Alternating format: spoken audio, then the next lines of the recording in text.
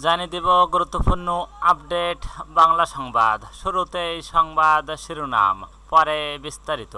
চবি ছাত্র হত্যায় মামলা, আসামি পুলিশ, সাংবাদিক, ব্যবসায়ী ও নেতারাও। এরপর জানিয়ে দেব বিএনপি জামাত নির্বাচনী সমঝোতার সম্ভাবনা কতটুকু। আরও যা থাকছে, পার্বত্য চট্টগ্রাম নিয়ে বাইরে থেকে ষড়যন্ত্র হচ্ছে, হাসান আরিফ। এরপর জানিয়ে দেব খাগড়াছড়ি ও রাঙামাটিতে ব্রডব্যান্ড ইন্টারনেট সচল আছে, মন্ত্রণালয়। সর্বশেষ জানিয়ে দেব তাপপ্রবাহ আরও কয়েকদিন, বৃষ্টিতে সাময়িক স্বস্তি। এতক্ষণ শুনছিলেন সংবাদ শিরোনাম, এবার বিস্তারিত। তার আগে অনুরোধ থাকবে আজকের সম্পর্কে আপনার মূল্যবান মতামত। ভিডিওটি ভালো লাগলে লাইক, কমেন্ট ও শেয়ার করে সবাইকে দেখার সুযোগ করে দিন। চবি ছাত্র হত্যায় মামলা, আসামে পুলিশ, সাংবাদিক, ব্যবসায়ী, নেতারা।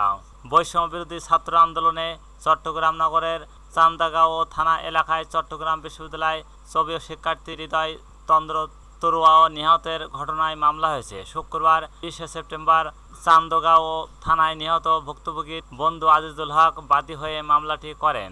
এতে দোষায় 6 জনের নাম উল্লেখ করা হয়েছে এবং অজ্ঞাতনামা আসামি করা হয়েছে 400 থেকে 500 জনকে। মামলার উল্লেখযোগ্য আসামিরা হলেন সাবেক প্রধানমন্ত্রী শেখ হাসিনা, তার বোন শেখ রেহানা, আওয়ামী লীগের সাধারণ সম্পাদক ওবায়দুল কাদের, সাবেক স্বরাষ্ট্রমন্ত্রী আসাদুজ্জামান খান কামাল, সাবেক পররাষ্ট্রমন্ত্রী হাসান মাহমুদ, সাবেক শিক্ষামন্ত্রী মহিবুল হাসান, সাবেক ও জাতীয় পার্টির প্রেসিডিয়াম সদস্য আনিসুল হক ইসলাম মাহমুদ, তরিকত ফেডারেশনের সভাপতি নজিবুল বশর, মাইজ ভান্ডারী, সাবেক সংসদ সদস্য এবিএম ফজলে করিম চৌধুরী, আবু রিজা মাহমুদ নিজামুদ্দিন নদভী ও চট্টগ্রাম সিটি ও কর্পোরেশনের সাবেক মেয়র রিজাউল করিম চৌধুরী ও আজম ও নাসির উদ্দিন, পুলিশের সাবেক মহাপরিদর্শক আইজি চৌধুরী আব্দুল্লাহ আল মামুন, চট্টগ্রাম রেঞ্জের সাবেক ডিআইজি নুরে আলম মিনা, সিএমপির ও সাবেক কমিশনার সাইফুল ইসলাম, চট্টগ্রাম জেলার তৎকালীন police super SM. Shafiullah, Kotwali থানার সাবেক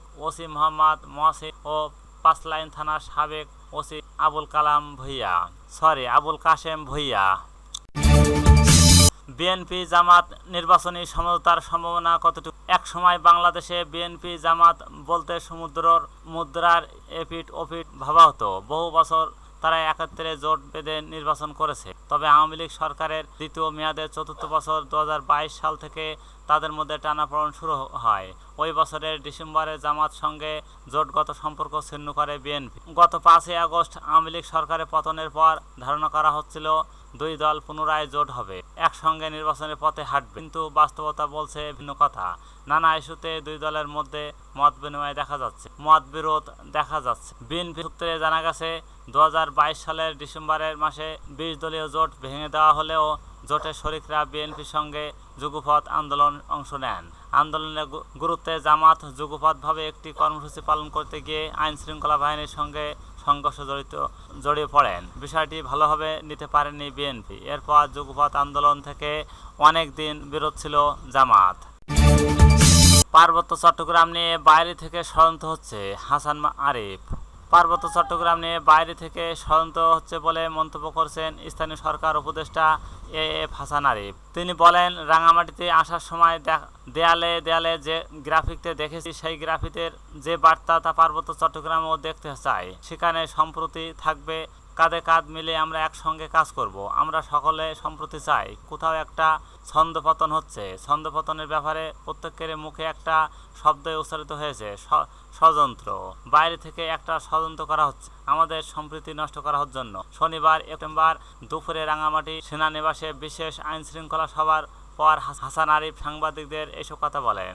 পাহাড়ে উদ্বত্ত পরিস্থিতি নিয়ে নিয়ন্ত্রণে রাঙামাটির বিভিন্ন রাজনৈতিক দলের প্রতিনিধি ও গণ্যমান্য ব্যক্তিবর্গের সঙ্গে সরকারের উচ্চ পর্যায়ের এই সভা অনুষ্ঠিত হয়। খাগড়াছড়ি ও রাঙামাটিতে ব্রডব্যান্ড ইন্টারনেট সচল আছে, মন্ত্রণালয়। খাগড়াছড়ি ও রাঙামাটিতে ব্রডব্যান্ড ইন্টারনেট সেবা সচল আছে বলে জানিয়েছেন ডাক, টেলিযোগাযোগ, তথ্য প্রযুক্তি মন্ত্রণালয়। শনিবার 21 সেপ্টেম্বর মন্ত্রণালয়ের সংবাদ বিজ্ঞপ্তিতে এই তথ্য জানানো হয়। এতে বলা হয়, পার্বত্য অঞ্চলে পাহাড়ি ও বাঙালিদের মধ্যকার উত্তেজনার পরিপ্রেক্ষিতে সরকার ইন্টারনেট বন্ধ করেছে বলে যে খবর ছড়িয়েছে তা সত্য নয়। পার্বত্য অঞ্চলের ইন্টারনেট সচল রয়েছে। সংবাদ বিজ্ঞপ্তিতে জানানো হয়, ইন্টারনেট বন্ধের সংবাদের পরিপ্রেক্ষিতে ডাক, টেলিযোগাযোগ ও তথ্য প্রযুক্তি মন্ত্রণালয় বিটিআরসির কাছে ব্যাখ্যা চাইলে তারা জানান, মোবাইল নেটওয়ার্ক ও ফিক্সড ও ব্রডব্যান্ড ইন্টারনেট বন্ধের কোনো নির্দেশনা বিটিআরসি দেয়নি। তবে সেপ্টেম্বর খাগড়াছড়ির বিকিনালয় পাহাড়ি বাঙালি সংঘর্ষে বিভিন্ন জায়গায় অগ্নিসংযোগ করা হয়।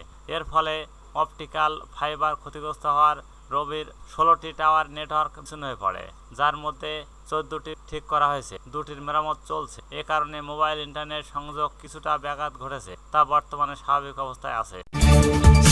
তাপপ্রবাহ আরও কয়েকদিন, বৃষ্টিতে সাময়িক স্বস্তি। চলমান তাপপ্রবাহের মধ্যে ঢাকা সহ দেশের কয়েকটি জায়গায় হালকা বৃষ্টি হয়েছে। এতে কয়েকদিন ধরে চলা তীব্র গরম কিছুটা কমলেও তাপপ্রবাহ এখনও কমছে না বলে জানিয়েছেন আবহাওয়া অধিদপ্তর। আবহাওয়াবিদ AKM নাজমুল হক বলেন, এই বৃষ্টিতে তাপমাত্রা কিছুটা কমবে, তবে তাপপ্রবাহ চলবে আরও কয়েকদিন। যেসব এলাকায় বৃষ্টি হয়েছে সেখানে সাময়িকভাবে তাপমাত্রা কিছুটা কমতে পারে, তবে এই বৃষ্টিতে সারা দেশে চলা তাপপ্রবাহের খুব একটা পরিবর্তন আসবে না, কারণ ভারী বৃষ্টি হয়নি। আগামী কয়েকদিন সে সম্ভাবনাও নেই। সেক্ষেত্রে তাপমাত্রা এখনও কমছে না।